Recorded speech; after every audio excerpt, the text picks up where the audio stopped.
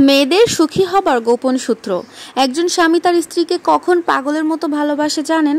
এক বৃদ্ধা মহিলার সাক্ষাৎকারে, যিনি তার স্বামীর সাথে সফলতার সাথে কাটিয়ে দিলেন দীর্ঘ 50টি বছর। তাদের জীবন শান্তিতে ভরপুর ছিল। ঝগড়া তো দূরের কথা, দাম্পত্য জীবনে কখনো কথা কাটাকাটি পর্যন্ত হয়নি।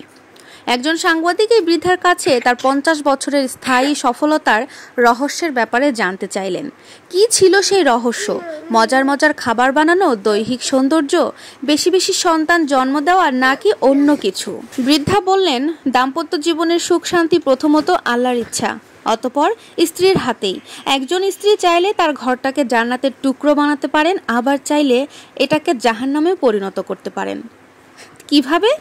অর্থ দিয়ে? না, তা তো হতে পারে না। কেননা অনেক অর্থশালী মহিলা আছেন যাদের জীবনে দুঃখ দুর্দশার কোনো শেষ নেই, যাদের স্বামী তাদের কাছেই ভিড়তে চায় না।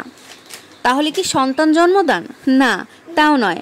কারণ অনেক মহিলাই আছেন যাদের কাছে অনেক সন্তান আছে, অথচ স্বামী পছন্দ করেন না। এমনকি এই অবস্থায় তালাক দেওয়ার নজিরও কিন্তু কম নয় আমাদের সমাজে। তাহলে কি ভালো খাবার বানানো? এটাও নয়। কারণ অনেক মহিলা আছেন যারা রান্না বান্নায় বেশ দক্ষ, সারাদিন রান্নাঘরে কাজ করে, অথচ স্বামীর দুর্ব্যবহারের সম্মুখীন হয়। বৃদ্ধার কথায় এবার সাংবাদিক বিস্মিত হয়ে গেলেন। বললেন, তাহলে আসল রহস্যটা কি বলেন তো?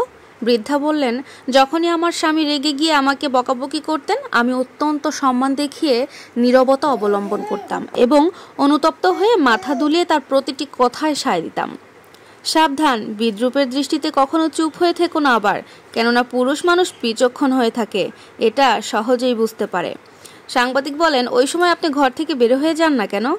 বৃদ্ধা বলে, সাবধান সাবধান, সেটা কখনো করবেন না। তখন তিনি মনে করবেন আপনি তার কথায় বিরক্ত হয়ে পালাতে চাচ্ছেন। আপনার উচিত চুপ থেকে ওর প্রতিটি কথায় হ্যাঁ সূচক সম্মতি দেওয়া, যতক্ষণ না মানুষটা শান্ত হয়। অতঃপর আমি তাকে বলি, আপনার কি শেষ হয়েছে? এবার আমি যেতে পারি? তারপর আমি চলে যাই আর আপন কাজে লেগে যাই। চিৎকার করে তিনি ক্লান্ত হয়ে পড়েছেন, কারণ তার এখন বিশ্রামের প্রয়োজন। সে বিশ্রাম নিতে থাকে আর আমি 2-1 ঘন্টা পরে 1 গ্লাস দুধ অথবা 1 কাপ গরম চা নিয়ে তার কাছে যাই আর বলি, নিন, এগুলো খেয়ে নিন, আপনি তো অনেক ক্লান্ত। এ সময় তার সাথে অত্যন্ত স্বাভাবিকভাবেই কথা বলি। এরপরে সে আমাকে জিজ্ঞেস করে, তুমি রাগ করেছো? আমি বলি, না, রাগ করিনি।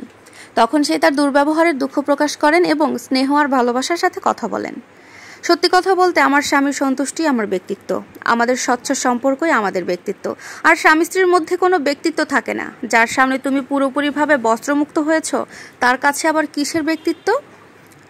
আপনি এটা মেনে চললে নিশ্চিত সুখী হবেন। প্রিয় দর্শক, এই কথাগুলো সংগৃহীত। আশা করছি পুরো ভিডিওটি আপনাদের ভালো লাগবে, আর অবশ্যই কমেন্ট করে জানাতে ভুলবেন না কেমন লাগলো। আল্লাহ হাফেজ।